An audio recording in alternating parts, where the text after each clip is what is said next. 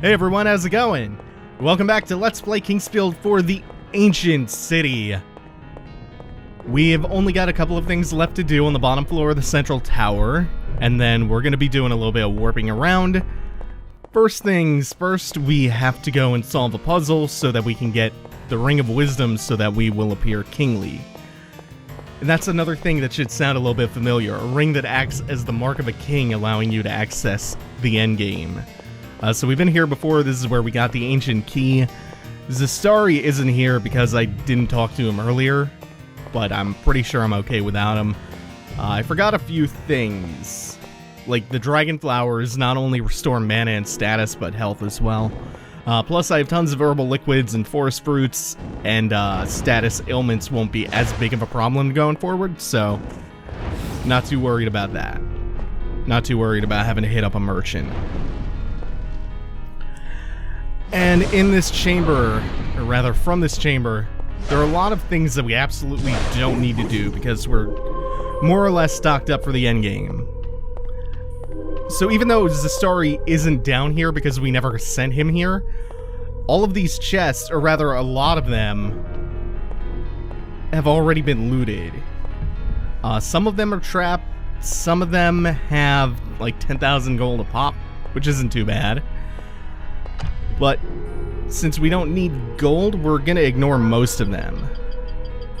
It's just funny that a lot of them on the ground floor are looted because when Zastari moves down here, you can talk to him and he explains to you that he ransacked the place.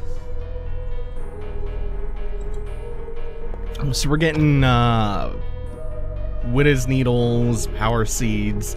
They are temporary magic and physical power increases. One of the things that we got from one of those chests was a Fool's Fruit or a Wise Man's Fruit, so permanent stat boost.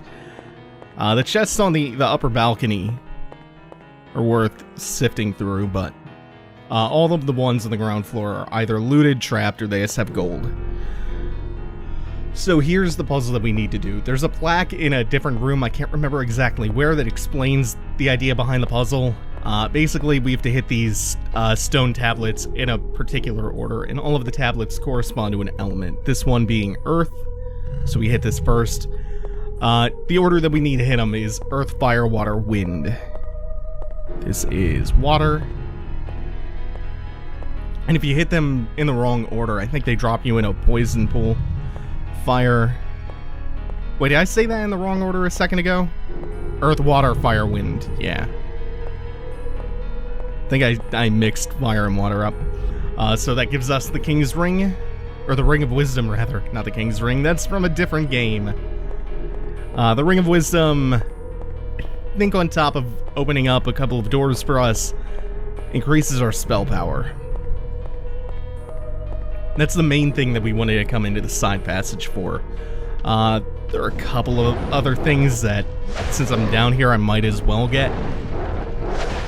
Just for semi-completionist's sake, but we're not going to need most of those things. Is that a fang? Yeah, we're not going back to that merchant to trade the fangs in, so it doesn't matter too much. We still have Muse Amulet on, so it's revealing hidden passages. And behind this one is the sword that I would probably be using if I didn't have an upgraded Wave Crasher.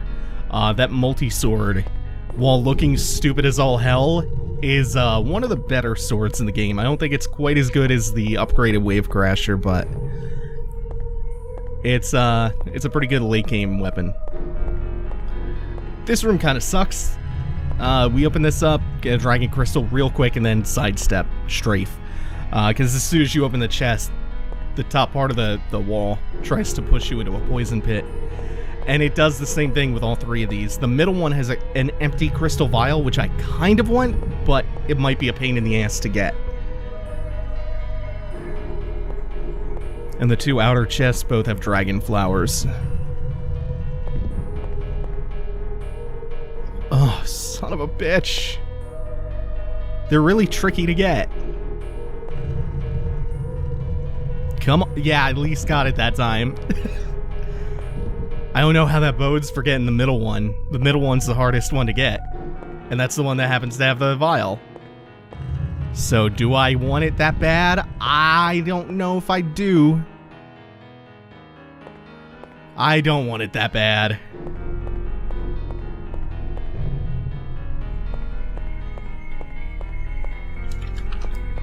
I'll be fine with just the 2 that I have. Let's see the rest of these. You can see a bunch of them are already looted. That one was poison trapped. Some of them have arrow traps. I'm like 99% sure that these are all gold. Yeah. The ones that aren't empty. That's fine. We can just get out of here now.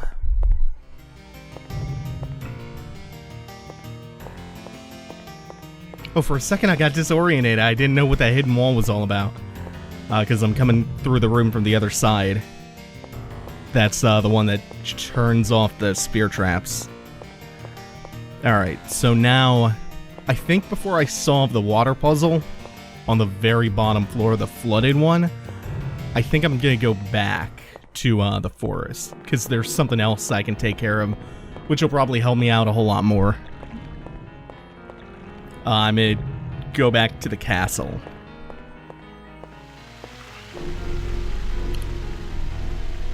First, we can refill and get ourselves back to... I'm pretty sure I placed it at the blue guide stone. I was just talking about this system, this color-coded system that I had last time. Yeah, it's the blue one. I find this teleport system to actually be really cool and elegant.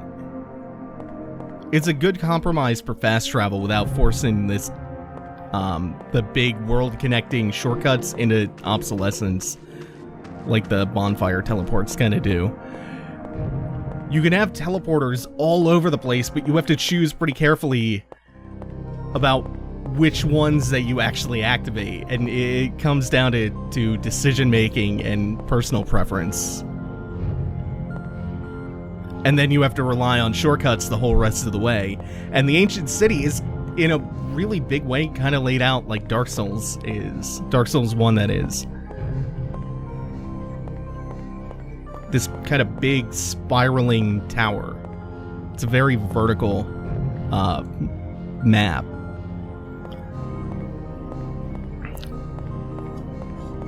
There's something that I will always go back to Dark Souls 1 for, and no matter how many improvements the other games make over Dark Souls 1 always did that one thing that makes it so special to me and completely unique. Connecting the world with those giant vertical funnels and shortcuts, those enormous lateral, like, sprawls that looped around. Like, think of the Undead Parish. You've spent all this time going through the Undead Burg, you fought the Taurus Demon. After climbing that tower, you've gone through the Boulder Knights and hit the intersection where you can either hang the right and cross the bridge to either the Locked Sense Fortress, or you can head down the stairs to the bonfire and Andre and the Titanite Demon guarding Dark Route, or you could do what most people are gonna do and go left into the parish, and you hop on that elevator inside the parish, and where does it take you? To Firelink Shrine. The Passage of Light, people of the forest who seek a great secret, proceed with caution. Yeah, it takes you to Firelink Shrine. And that is such a holy shit moment.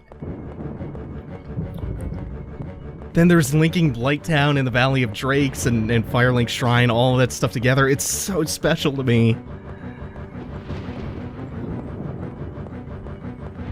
There have been huge leaps forward in individual level design, but no one gets the light for me. But no game lives up to Dark Souls 1's world design. This, like, aside from the purple hue covering the whole screen, this is one of my favorite moments of the game. This series of boss fights with these kind of Shivan knights. You could get to this point really, really early in the game, but it will kick the shit out of you. It feels so dire, like this is the most intense the music ever gets in the entire game.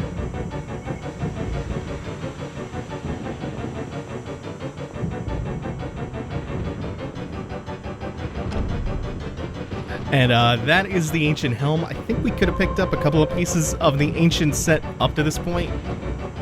So I don't think I'm going to be completing it, and that's the only manner in which the Ancient set is actually worth using, is in its complete form. Because it's, I think, like the second best armor set in the game. I may have called it the best before. I think that distinction belongs to Lord Mew's gear. But the Ancient armor set has ridiculously high defense, but it is tremendously heavy. To the point where you can't wear most of the set while missing one piece. You'll be overburdened. But if you're wearing the entire set, the set bonus is that it becomes much lighter. So that's the second one down. We have 3 of these in total. And all the while, you'll occasionally see me flashing red. I'm not taking damage over time unless I'm near those sparking obelisks. But what is happening to me is my MP is slowly draining. I think this is the right path. This is kind of a maze. I think the second one, you drop off to the left, and then there should be stairs. Yes! This is good, because sometimes I get lost here.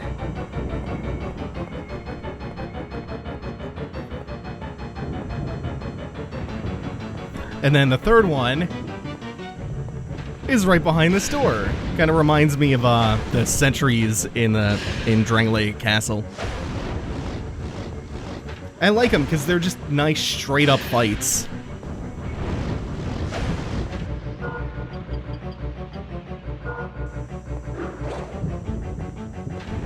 Yeah, Forest Fruit for my level is just about a full heal. I don't know if it remains a full heal or if it's just the most restorative healing item.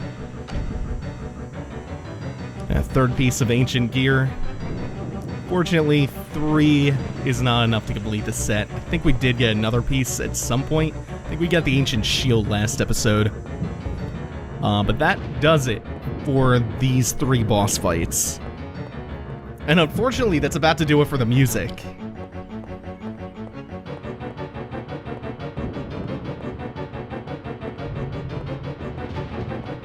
It's a real shame because that music kicks ass. It's like every boss should have a music track that intense. Except for the big pill bug. And I guess the big fat smelter demon blocking the flow of lava way back when in the forge. Yeah, neither of those 2 deserved it. Whose corpse could this be? Or skeleton? When I saw the darkness within my dearest one, all hope turned to despair. Please help the fragile forest children who have been consumed by the darkness. And he's got nothing more to say to us. Sleep well, skeleton. This key is the king's key, implying that this is the king. Which would make sense considering what the king's key unlocks. It's the door back to the throne room. Now, I'm not sure where they ever state this. It doesn't tend to come up in like any dialogue with NPCs. It might in the journals, but the character that your player character, I think, is the prince. Pretty sure that you play as the prince. The 4 black eyes we needed from the chest in the forest earlier unlock that door behind the throne room. And the reason that's important because it leads out to the singular bridge tangled in vines and roots from the forest, and guarded by golems. But, check this out. That's the lawful blade we got from Septiego.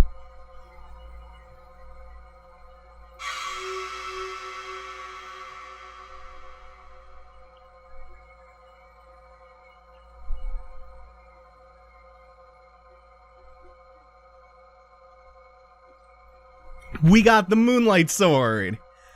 Hey, it finally showed up. So those reliefs of the dragons, right in front of where you get the moonlight sword, that's likely an homage to the earlier Kingsfield games where a dragon named Seath is the final villain that you defeat using the moonlight sword. And it's also probably why you get the moonlight greatsword from Seath in Dark Souls, and from his soul in Dark Souls 2. It's probably a reference to the original Kingsfield. When the light becomes stronger, the dark does as well. Perhaps relying on magic alone isn't the way to fight the darkness.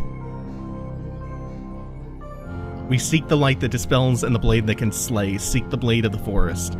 So that's what the king is talking about, the Moonlight Greatsword. In order to completely remove the dark folk, you will need the light of the forest to enchant the blade. Only then must you face the dark one. And that's what the NPC backed by the Wellspring was talking about too. The sword with the light of the forest. But that's also reminiscent of something that Vendrick tells you in the Lost Crowns DLC. The brighter the flame, the deeper the shadow. FromSoft likes to recycle a lot of stuff. Themes, characters, and of course items. The Moonlight Sword being one of the most recurring things in a FromSoft game. It has cropped up in Otogi, in Ninja Blade, in Armored Core even. Kingsfield, obviously, I think it's in every Kingsfield game, in Demon Souls, Dark Souls, Bloodborne, even Metal Wolf Chaos. So I'm going to cycle through my inventory real quick and just do that tedious stuff, so I'll see you in a second.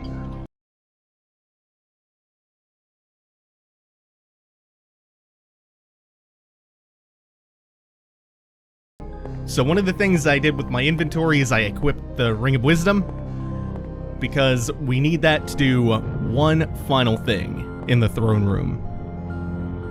Worship the light. The light is the ultimate. Praise the light. We have to fight Skeleton Pope. Skeleton Pope is a little bit harder than he looks. And that's mainly because he floods the room with skeletons very early in the fight. So we gotta just wreck shop on Skeleton Pope. Luckily, the Moonlight Greatsword is the best sword in the game. Whoa, hold on. I also equipped the Retribution spell, because I thought it might help out a little bit against him, given that he's skeletal in nature. That's typically how RPGs work. Yeah, he himself does nothing. He's pretty pathetic. Those skeletons, though, they gang up on you. Ooh. He can stun. I didn't know that. That's not too bad, though. Can also cast lightning. That's cool. So I'm just gonna focus fire him down. I'm not gonna worry about clearing out the skeletons too much unless they're in my way. I'm just gonna corral them in certain directions and then move in for the kill.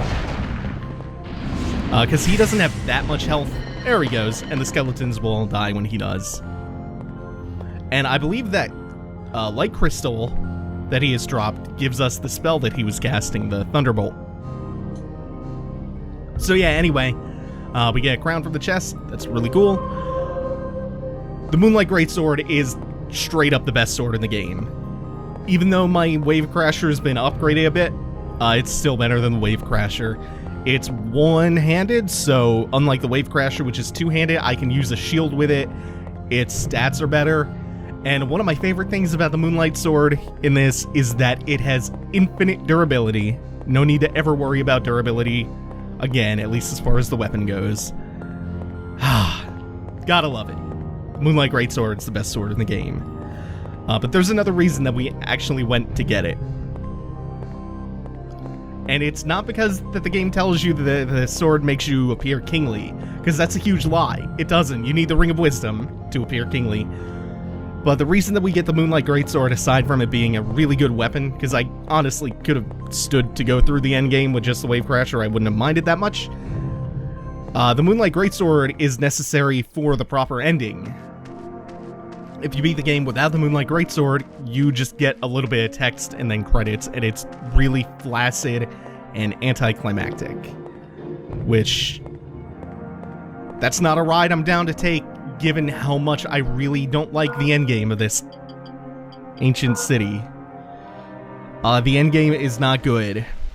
I think Kingsfield 4 takes a long time to find its legs, and then when it does, it's a really enjoyable experience. I was having a hard time mustering the enthusiasm to record Kingsfield at first, because the first couple hours are just so hard to acclimate to, and it's just so slow going and not very interesting. But once you get into the middle stuff, like once you get past the first 15 or 20% of the game, it's really strong. And I haven't really had that enthusiasm problem since then. But the game kind of shits itself right in the end game. It collapses brutally hard, and we're still not quite there. When I say the end game, I mean like the last 2%. Which doesn't sound that bad, but it's a bad 2% stretch. Hey, skeleton in a chest! What up, my dude? You're my favorite skeleton ever since Skeleton Pope. My favorite one, and you're carrying a wise man's fruit. That's the other... Yeah, I should have commented on that. That's the other property of the the Moonlight Greatsword, is that it dispels those crackling purple barriers. And behind those crackling purple barriers, the first one we saw on the way up to the Mansion of the Wind, where we got Sirach's key, there was one of those purple barriers. Behind all of those barriers, there is a piece of Lord Mew's armor. Lord Mew has the best armor set in the game, and I am slowly dying to drowning. Luckily, I have a lot of health, so the drowning damage isn't too bad.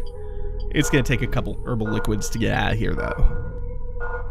I might as well use the herbs while I have them. Kind of overstocked myself on herbs when I made that run to the merchant a couple episodes ago. Yeah, well, I'll make it through here. Then there's no more need to waste an herb, because I can just go to the golden pond and get my golden shower. Oh, Lord.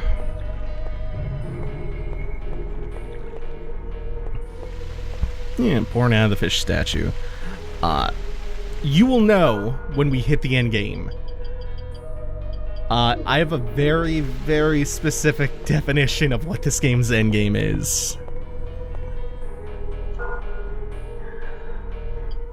We have to do the underwater stuff with the icon of water that we got last time. And then there is a dungeon area. And we'll see how well I remember my way around there. I don't think it's a huge area, but it's kind of a confusing one, with a lot of dead ends. After that prison is where I would consider the real end game to start. And there are 2 bosses. 2 bosses spread across 4 kind of small areas. Boy, do they suck. Boy, does everything about it suck. I'll leave that for later, though. I don't want to talk it up too much.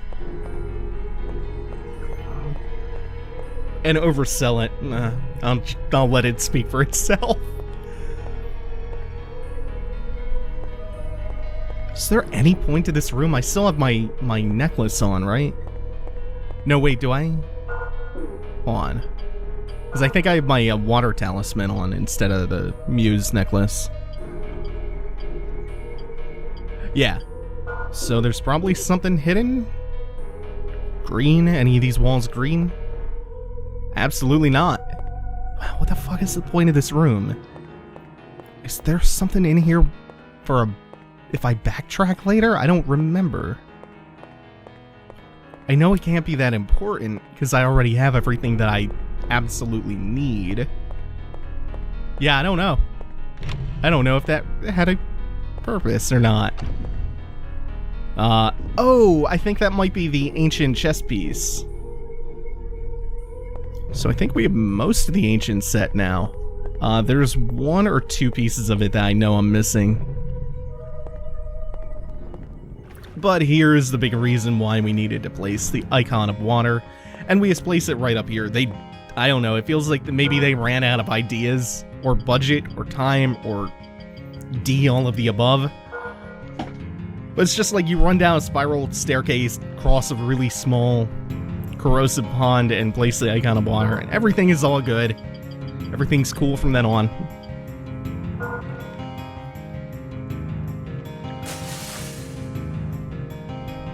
Like the icon of fire and the icon of ice were really elaborate things that whole levels were kind of hung around. Not here. With ancient magic, I made the being of eternal life, guardian against darkness, may it protect our city, Sirach Rizmok, mansion of the howling winds. Just tying it back to where we found the icon of water.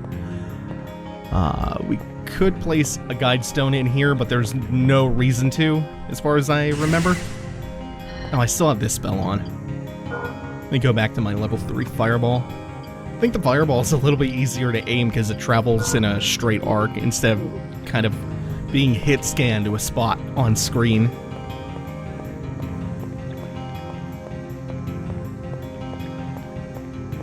The nice thing about the Retribution spell is it will stop even bosses in their tracks.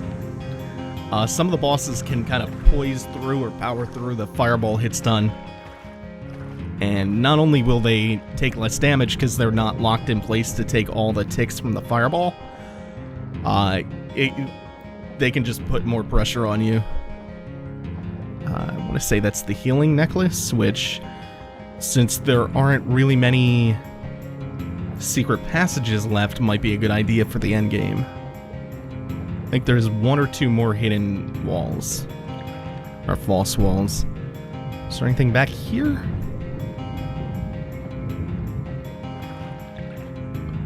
No, there's not.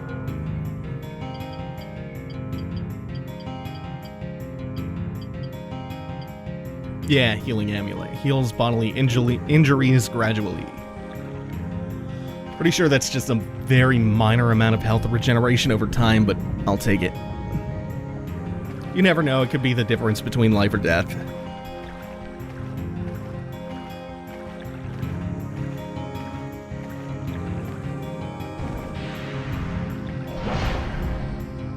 Can they not be fireballed, or did I hit the water? I think I may have aimed it too low.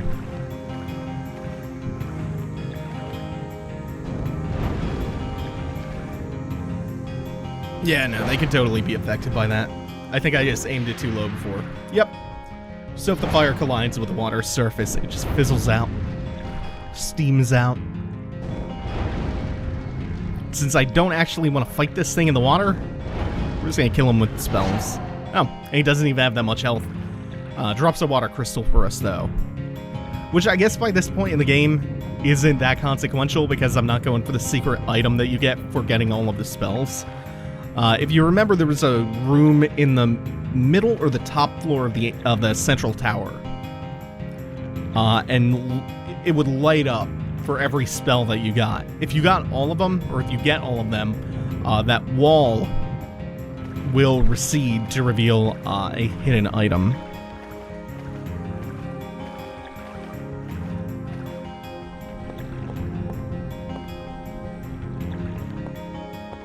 One of these has to be the right way. Okay, this is the path I think goes down to the dungeon. Let's see if I'm right in a second. Yeah. This is the way that goes down to the dungeon.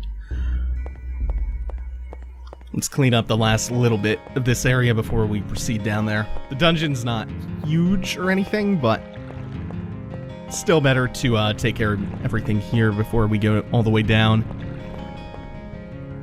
I think the dungeon has one of the last save points in the game, which is ridiculous that there's no save point after the dungeon.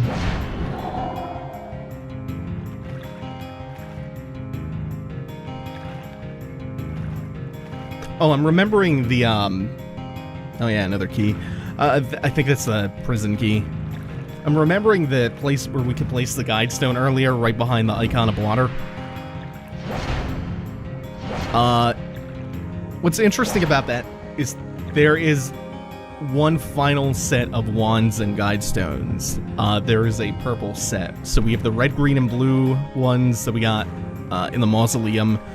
We have the yellow guide stone and the yellow wand, which we purchased from the merchant. And then inside the prison, there is a purple wand and a purple guide stone.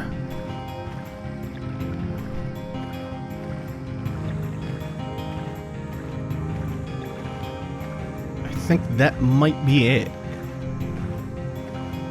That might be just about it. Yep, okay, so now it's time to go down to the prison. The prison being one of the last decent areas. Oh, I fucked up. It's the one right ahead. Second passage on the right.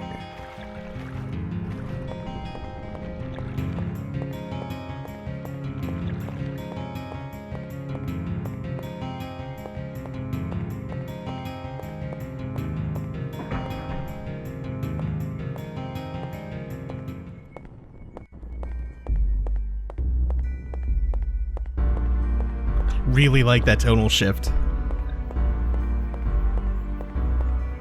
The lighting, the long descent, and the music all kicking in at once. It's very emphatic. Part of the arc of this makes me think of Silent Hill 2, with Toluca Prison being one of the endgame areas and having that similar level of tonal shift, and of course James constantly descending. Okay, I took some time out to mess around with my inventory real quick, and we are ready to get into the prison. Again, it is time to see just how much of this place I actually remember. Lots of little two-headed hellhounds in here. They aren't actually that bad, especially not with the Moonlight Greatsword and super fast stamina recharge.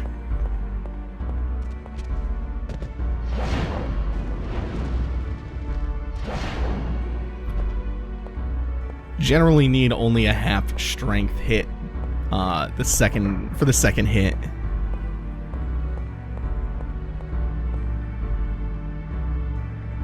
Oh, another piece of Muse gear. That is his shield, it looks like.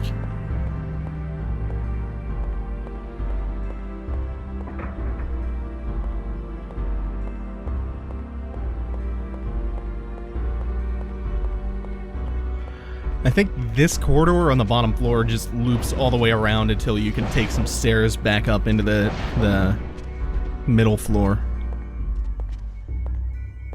I want to say the prison has 2 floors. Is this bottom one with a couple of cells and skeletons and not too much else going on. It's mostly for if you fall down. But then the floor above this one that we started out on has a lot of tricky little passages and dead ends and honeycombs.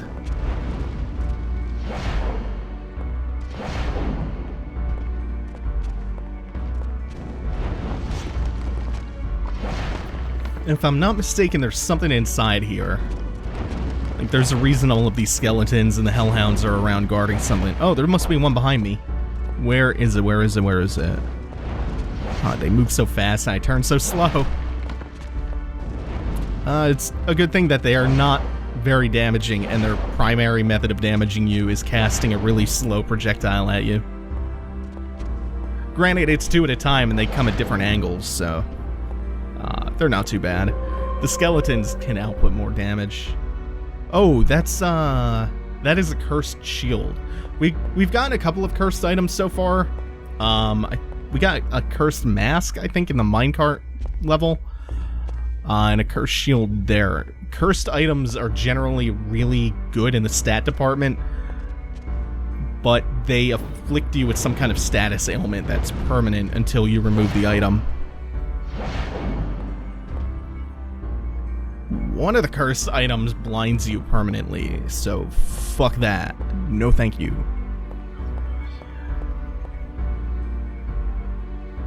And the shitty thing is, you can't even negate blindness with Divine Light. Divine Light will only cancel out a little bit of the blindness effect.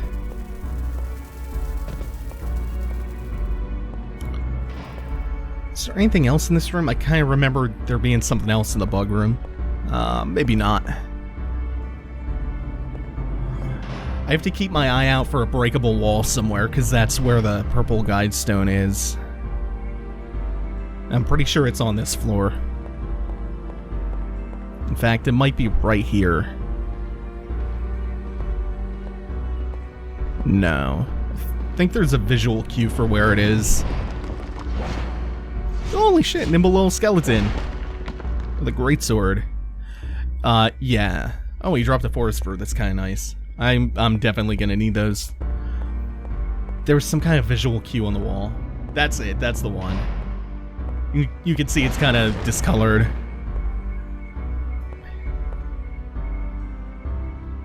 Not sure if I'm even gonna use that purple guide stone, but it's worth having the extra fast travel, just in case. Now, I think I want to come back out here. Oh, hey. Hey, dog. And then across that bridge would be the gate that I need to open up. Ah, shit. This is kind of where I forget where to go. Yeah, I need to find a switch that opens that gate. Oh, I see where I need to go. Oh, I remember where the switch is. It's behind the boss. And the boss is out here somewhere. So I think the next left after that. Can I cross here? No, it crumbles beneath you. Okay.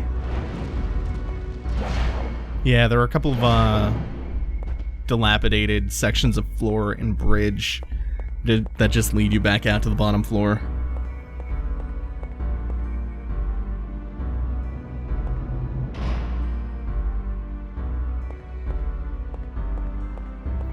I can't tell which direction goes to the stairs from here. Because one end leads out to a crumbled set of stairs. In fact, I'm going the wrong way because I recognize this. That's where I got the Muse shield.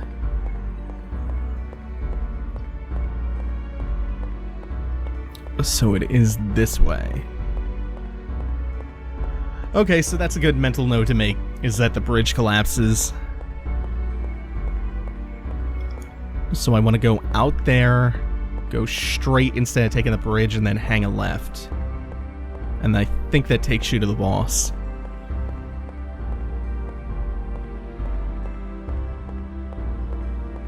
This boss being probably one of my favorites. It's the penultimate boss, but it's... no, I forgot there's actually one more boss. Kinda. It sucks. Yeah, this is my favorite boss.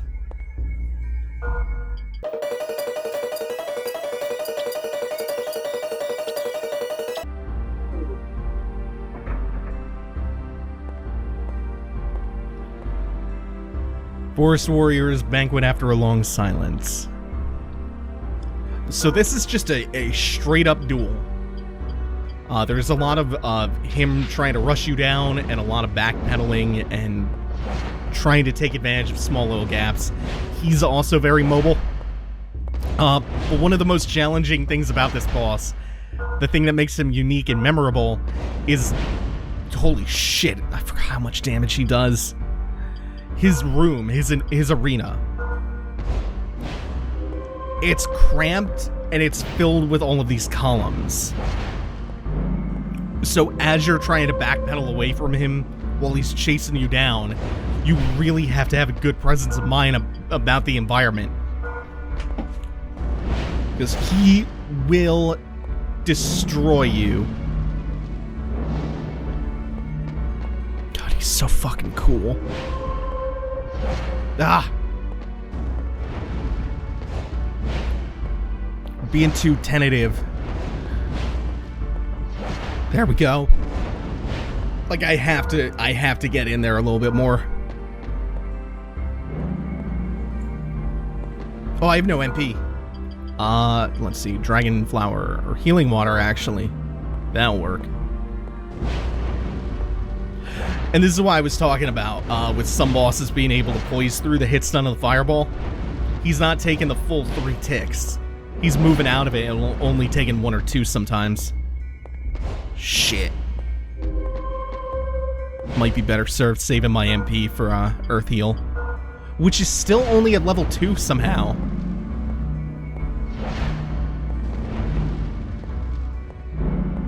It's not like a fancy, complex fight or anything, it's just fun. I think this means he's at low life when he starts spamming that. Yeah! Oh, that's a good boss. And he drops the purple wand. But more importantly, there's the switch behind him that we actually need to press to progress forward. I don't know that I'm ever going to get any use out of the purple guide stone and the purple wand, but certainly need that switch.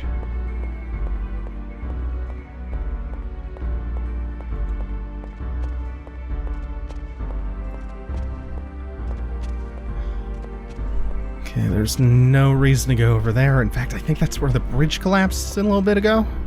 Or no, it was right here. Yeah.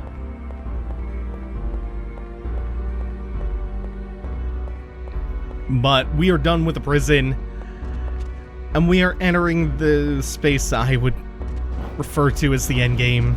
This really shitty part of the game.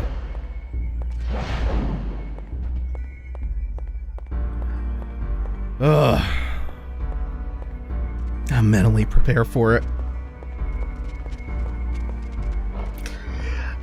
We'll get there as soon as the dogs get out of the way, at least.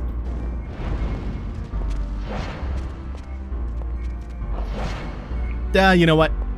Nah. I don't have time for that. Oh wait, there's 3 of them. Yeah, I might want to make time. They don't do enormous amounts of damage, but it can add up when there's 3. Yeah, I'll make time for them. Oops. Hey.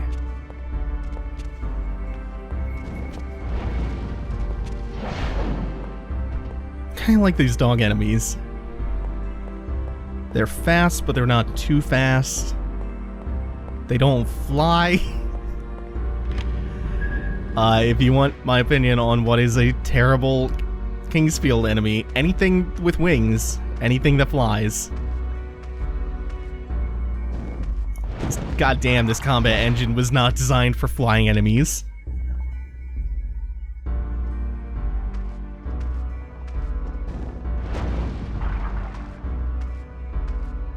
So this area is not the worst, but these gargoyles, which we've encountered before, are way beefed up from before.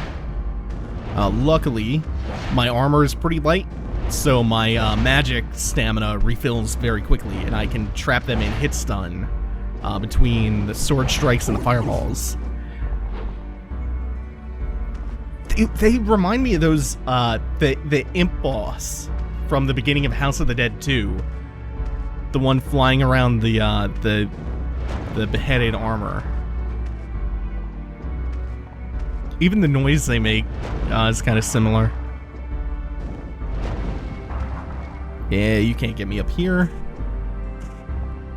And I don't think it can aim its spells up here either, so that helps.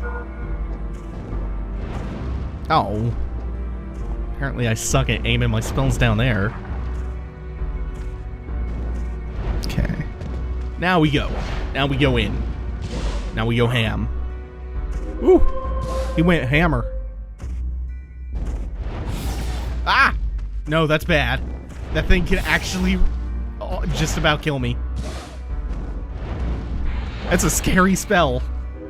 This stupid orb. Still gotta watch the imps in here.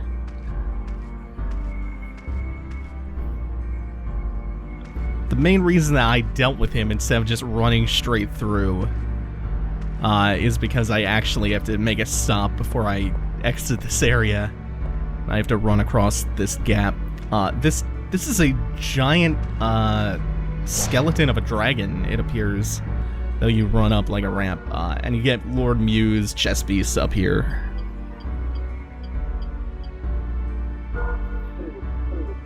And it is a good thing because the stats on it are ridiculous. Yeah, it's totally a dragon corpse.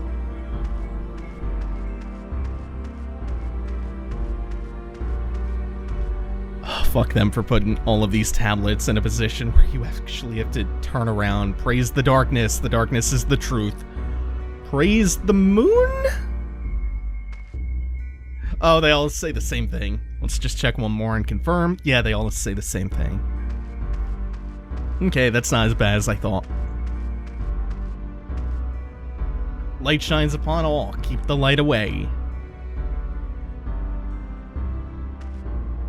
Literal battle between light and dark.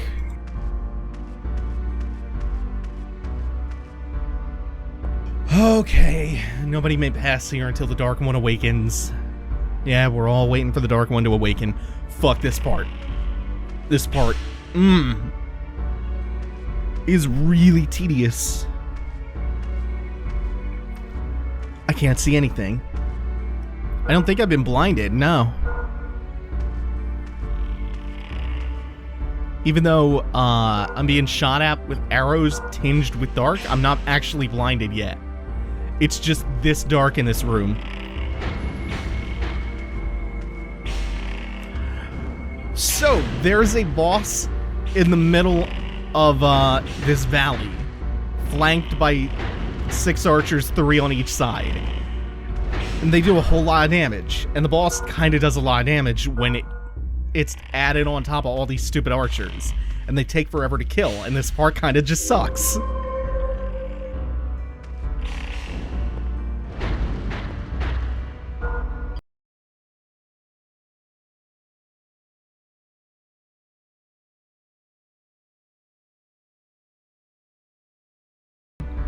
So rule of thumb is, if I have to fast forward through a boss or part of a boss, it's probably a bad boss fight. But now on to the main event. I'm gonna heal and then refresh my divine light. It's so impossible to see around here. So the gimmick to this fight, it's not really that interesting. He's just partially invisible. You could see the shimmer as he moves around, and then once you hit him, he is revealed for a little bit. So it's mostly just a matter of tracking him while he's invisible. And sometimes he flies straight up in the air, where it's very difficult to track him. And you start the process again. There you are. So it's an alright idea, as far as the Kingsfield boss goes. The controls don't allow for really interesting fights, I find. It's part of the problem with Kingsfield, and it's a blessing unto a curse. The series has always been ahead of its time, and ahead of its controls. Too much ambition. But it's also why I would really like to see a modern Kingsfield game with modern contrivances and controls, because that could be really, really fun. And they could recognize a lot more of that ambition in a fun way.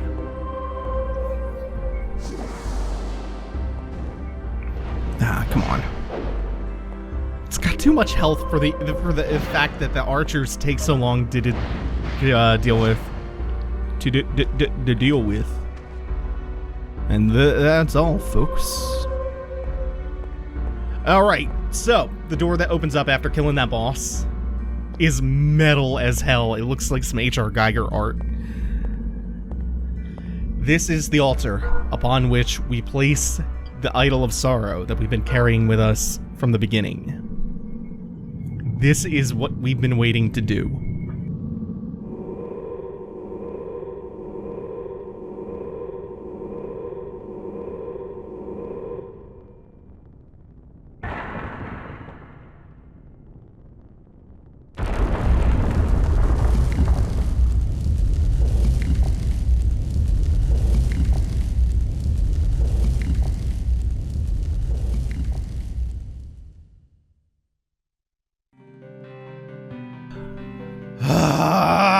This part. This maze is the biggest pile of horse shit in a FromSoft game. Doing this blind is it's so unnavigable. And it's just full of dead ends. And you know what happens when you hit a dead end? Thanks for playing. Start the fuck over because we've killed you with our flood of stupid enemies that are, like, so big that it's almost impossible to bypass them, and they two-shot you. And I've just run into that situation. Oh, fuck this. I think I may have gotten a little bit lucky here. Yeah, that's what you need to get through this if you hit a dead end. It's just straight up luck. Oh, this part is garbage. It's so bad. And you will hit those dead ends often because it is a maze designed only to screw you over. It's and it comes right after that stupid 6-archer fuckfest. I think once you get the rhythm to this maze, though, it's left, right, left, right, left, right. But sometimes it can be kind of hard to determine which is the actual path, even doing that left, right thing. I think I'm on it because it honeycombs constantly. And you don't actually see that some of those honeycombs are really shallow dead ends until you're right next to them because they're veiled in, like, really thick shadows. I made it through there without a death somehow. That in and of itself is a stupendous miracle. Man, I fucking despise that maze. It took so long on my blind playthrough. And then we get a bunch of okay looking featureless golems and then dragon-esque creatures. By the way, this is the chamber of the final boss, and this thing that we're approaching, that's the dark one. That's the final boss. You know what we do with it? You seek the dark too. We hit it 3 times. That's it. That's the final boss. It doesn't actually attack us, doesn't do anything. It's the progenitor of a trend. Oh shit, I've turned the wrong direction. Well, that might be death. Oh hell. Oh no. If I die, I have to redo all of that. It's the progenitor of a trend that I've talked about a lot in my Dark Souls and Demon Souls playthroughs. The pathetic final boss. Except in this place, in this game, I don't feel like it's that earned. Like, I don't feel anything towards the Dark One. And it might just be because I'm less invested in the lore and less in the know about it. But, I don't know. It feels like it was built up to be a lot more climactic than it actually ends up being. But yeah, you hit him, he pushes you down, you make your way back up, you hit him, and you do that 3 times in total. And you have to watch because you take falling damage, you're slowed down when you take falling damage, and you lose about half your health every time he drops you. Ah, shit. This is not good. Are you kidding me? The heal didn't take effect in time.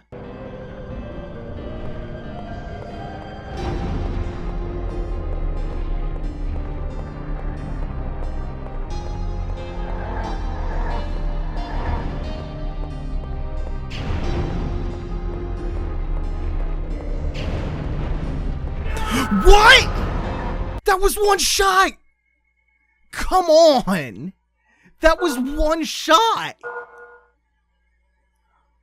Oh my god.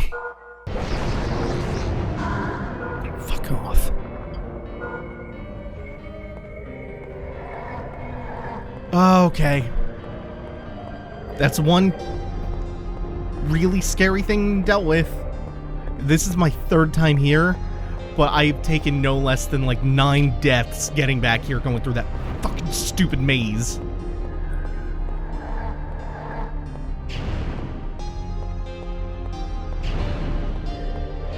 Okay, what are you just wigging out? Okay, good. I like it when you do that. Okay, this is the last hit on the boss I need. After the first death that I took to this boss, I backtracked all the way after I finished the stupid 6-archer thing, and saved. And it's still like a 3-minute run back. Can't believe there's no final save point after the archers or after the maze or any of that. The final save point is before the dungeon. So you finish the dungeon, you do all the archers, and before you place the idol, you backtrack all the way and save and then go back. Fuck, man. This is why I don't like this ending.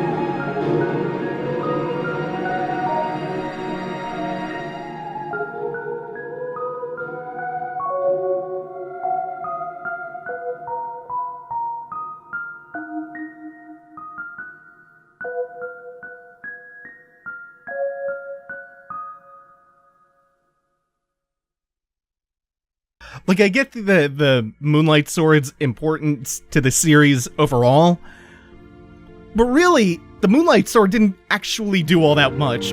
But, yeah, that's Kingsfield the Ancient City.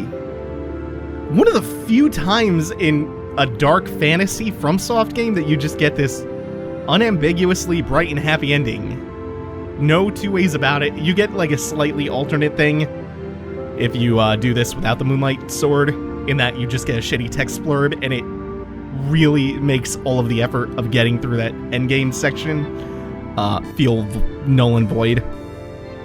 That last stretch, man, I like this game. I like most of it. I like 75% of it.